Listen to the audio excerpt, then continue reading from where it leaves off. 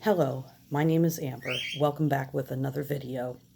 And we are here to get woke. I'm going to school you like always. Now, I can't blame this on the elections, but this has just been a total week of distractions for me. And I'm sure for you too. So I'm going to try this and see how it goes. You only want me for my knowledge juice, and I'm about to let it loose. Sorry, I've been listening to Nelly. If you've only been spiritually awake for a short amount of time, I have something very important to talk about. It's called Operation Popeye. You might want to check this out for yourself. I live in Ohio. It is late fall. We've been having temperature in the 60s and 70s. My BS meter is dinging, and it tells me this is unnatural. Just last Sunday, it snowed. It's November. I was not surprised by the snow, but I am surprised by the unseasonably warm weather.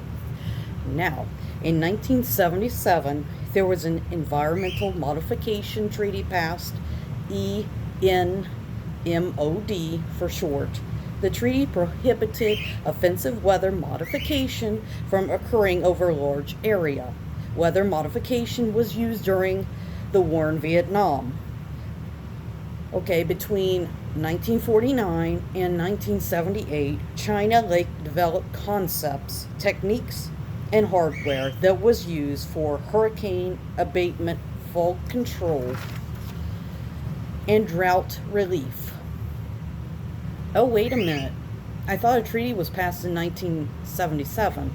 Why are they still modifying the weather in 1978? Operation Popeye was used in the country of Laos in August of 1966. Our government extended Laos' raining season by cloud seeding to flood the enemy out so they could not receive supplies by the roads because the roads would be flooded. Operation Popeye document says that cloud seeding can be done for at least 35 days. I'm thinking of Noah's Ark here. Now I'm going to tell you how cloud seeding is done. Aircrafts drop photo flash cartridges inside certain clouds, relying on the release of silver iodide or lead iodide in the updraft to trigger the release of moisture. The Defense Intelligence Agency has estimated the seeding increases rainfall by 30%. And yes, I take notes.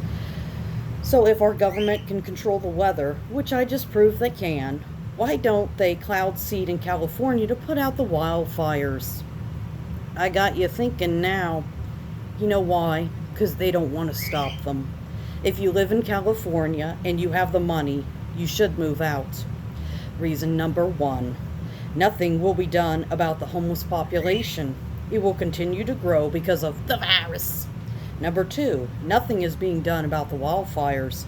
In fact, I have suspicions that most of them are being set deliberately. But I can't prove that yet. Number 3, I feel eventually, I don't know how many years this is going to take, most of California will be submerged underwater after most of it's burned up. Now I want to talk about vaccines again. On October 20th, 2020, the D.C. Council has approved a bill giving children 11 years and older the option to get government-recommended vaccines without, letting me repeat, without the parents' approval. Now, I want to thank a subscriber that I have a subscription to, Truth Unveiled 777. He knows this stuff. I kind of didn't want to believe him at first, so I researched this for myself. The minor consent for vaccines, the Amendment Act was passed with a 12-to-1 vote.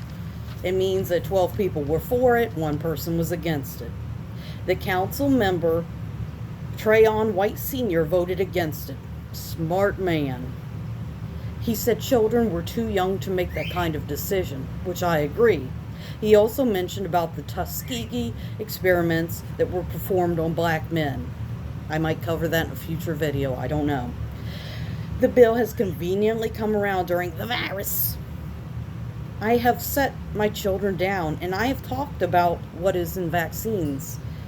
Their ages 8 and 10. I would suggest, if you have a child at least 5 and up, that you sit down with them and you tell them what is in their shots, whether they completely understand it or not. We give our kids the sex talk, we need to give them the shot talk.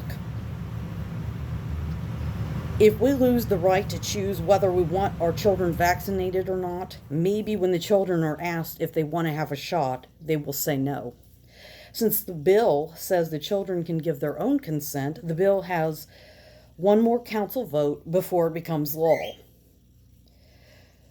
Here's the most dirty part of the potential law.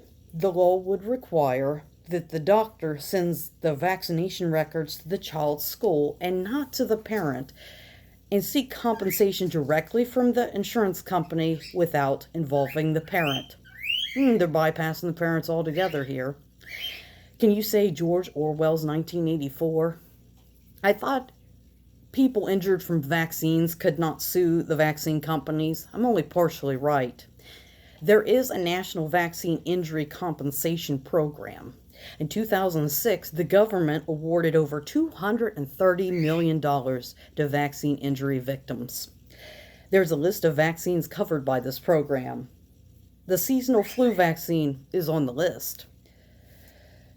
But you cannot wait over 3 years to file a claim because then it will be too late. I have a personal story to talk about. In 1997, I was diagnosed with fibromyalgia. I was only 18 then. In 2012, I gave birth to my third child.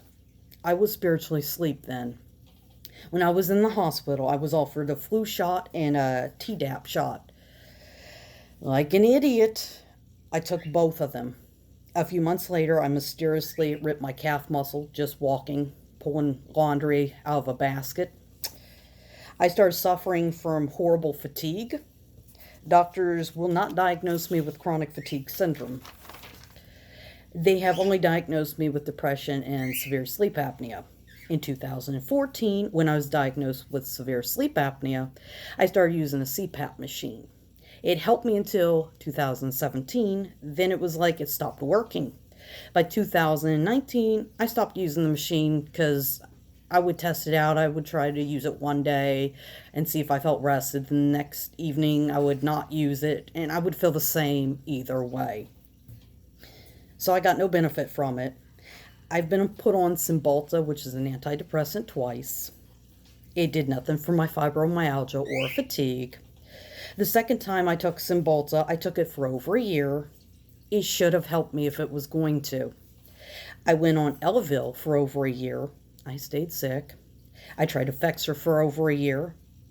Still had fibromyalgia and chronic fatigue symptoms. I'm not going to give you a complete list, but you get the idea of what I'm trying to say here. This is just an example. I think my chronic fatigue happened when I had the double shots in 2012. But unfortunately, I cannot prove it. I had the flu shot one more time after that. I had the stomach flu and the regular flu. I questioned my doctor about that. I was told the flu shot does not protect against the stomach flu. I asked why I got the regular flu. I was told the flu shot does not protect against all strains of flu. So, I have not had a flu shot since, and I've not had the flu. When I was a baby and my mom said that I would get the shots, I would violently vomit out of my nose and mouth. I have a total of 3 children, and my oldest would do the same thing after her vaccines. My 2 younger children have not had the flu shot in 2 years. Neither one of them have had the flu in 2 years. I don't want to make this video too long because I'm sure you're dealing with distraction issues too. So, with that being said, I hope you learned something valuable. Please like, subscribe, share, and follow me on Instagram. I'm wide-awake1111. But most of all, you need to start following your own intuition in life. Don't believe everything everybody tells you. Be the frequency that you want to have in your life, and stay woke.